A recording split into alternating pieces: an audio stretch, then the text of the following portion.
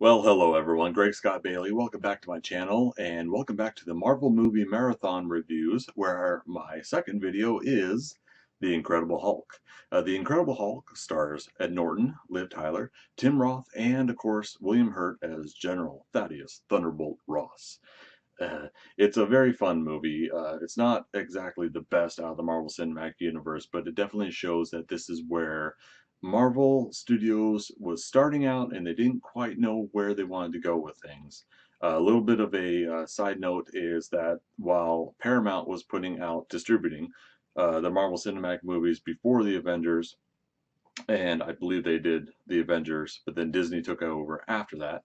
The Incredible Hulk is actually distributed by Universal due to a rights agreement on distribution. So that's why you don't see another Incredible Hulk solo movie right now, which I honestly think is a good thing. The the Hulk character itself is a really great character as far as like a palate cleanser, as a character that you want to bring in to help support the rest of the cast and the rest of the action and the rest of the excitement.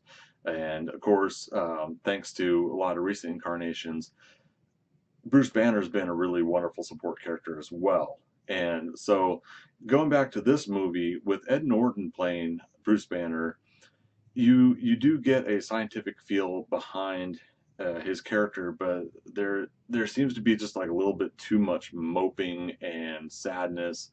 And I get the feeling the whole idea behind this movie was more of an homage to the old TV show versus the actual comic book character, which isn't bad, but I think general audiences just didn't really click with it too well. And if you go to anybody out of all the Marvel Cinematic movies that are made, I feel like The Incredible Hulk is the one that people just don't really want to watch as often as all the other movies. But I still enjoy it. I like putting it in the background once in a while. It's definitely not the worst movie ever made. All the Marvel Cinematic movies, as far as I'm concerned, are hits. With this one probably being at the very bottom. Um, it sounds like I'm talking really negative about it. Ed Norton's a great actor. Liv Tyler, Tim Roth, wonderful. So I'm going to jump into Tim Roth real quick. Now, he plays a character that is supposed to be a military, I guess a British military that's brought in, and I think Neil Blonsky, Blon, I can't say the name. He is actually a character that plays someone that gets turned into the Abomination. The Abomination ends up being another gamma-induced monster that has to fight the Hulk. And you need something that rivals the Hulk's strength. You need something that actually makes the Hulk look like he may lose. And the Abomination is actually a really great character to bring in there because you just have a little bit of intellect and crazy strength and sheer determination in Blonsky's character that gets channeled through and fights against the Hulk. So I would not be surprised if we actually see the Abomination show up again sometime in the future, but we'll see about that.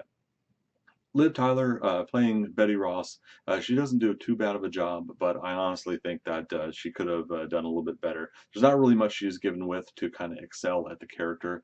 You need a love interest, you need a supportive love interest, someone that is not challenging the story. You need someone that is supportive and uplifting to Bruce Banner. But you also need someone that verbally can kind of smack him and say, look, dude, do your best, try hard.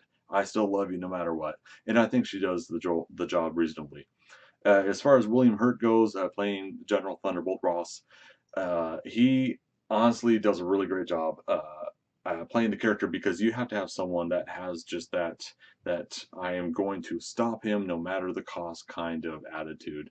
And taking the character from now, and then you see him show up later in Captain America Civil War, you kind of do see a little bit of an evolution of the character. He's moved from general to Secretary of Defense, but the character himself is still determined in a military and a government leadership position and ensuring that something he thinks is got to be stopped is going to get stopped. So he plays the role really well, and it is great to see him now showing up in Captain America Civil War. So we know that this movie is still part of that Marvel Cinematic Universe. But if you notice, there are some things that they kind of set up that don't carry over. I think that at the end credits, they have Tony Stark trying to talk to Thunderbolt Ross about the Avengers Initiative, but we later find out Tony's not really someone that can actually go to people and talk about the Avengers Initiative at that time. A couple little Easter eggs in here. You see some Stark technology being used by Thunderbolt Ross. You see him accessing Shield archives, things like that. So there's still a little bit of setup, but it's not too much of a force down your throat kind of continuity Easter egg situation. So I really appreciated that.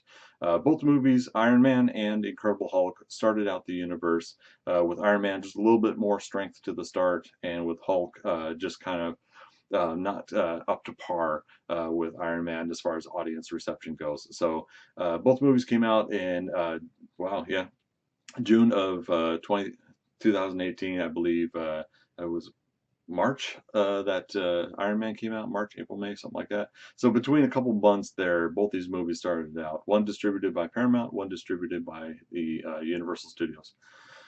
So I definitely recommend it if you're going to watch the Marvel Cinematic Universe. I'd watch it at least once, see what you think, see what the setup's like, and then move on from there. So my second movie in the Marvel movie marathon is The Incredible Hulk. First movie was Iron Man. Next week, we're going to see Iron Man 2. So thanks for stopping by my channel. Do me a favor and subscribe, that little button there on the left-hand side. Give me a thumbs up on this video. And of course, if you want notifications, click the little bell next to my subscription button. Thanks everybody once again, and as always, we'll see you on the next adventure. Bye-bye.